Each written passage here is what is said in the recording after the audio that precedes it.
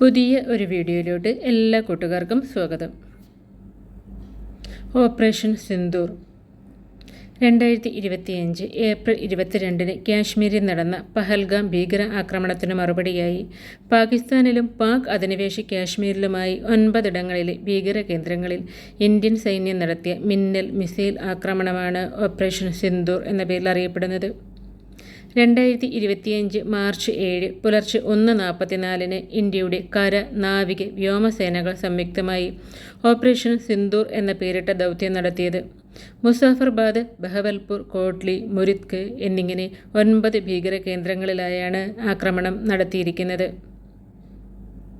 1971 ശേഷം ഇതാദ്യമായാണ് ഇന്ത്യയുടെ കര, നാവിക, വ്യോമസേനകൾ സംയുക്തമായി പാക് അധീന കാശ്മീരിൽ കയറി ആക്രമണം നടത്തിയത്. സൈനിക നടപടിക്ക് ഓപ്പറേഷൻ സിന്ദൂർ എന്ന പേര് നിർദ്ദേശിച്ചത് പ്രധാനമന്ത്രി നരേന്ദ്രമോദിയാണ്. കേണൽ സോഫിയ ഖുറേഷിയും വിംഗ് കമാൻഡർ വ്യോമിക സിംഗുമാണ് ഈ വലിയ ദൗത്യത്തിൽ കരുത്തോടെ നമ്മുടെ സൈന്യത്തെ നയിച്ച വനിതകൾ. ജയ് ഹിന്ദ്.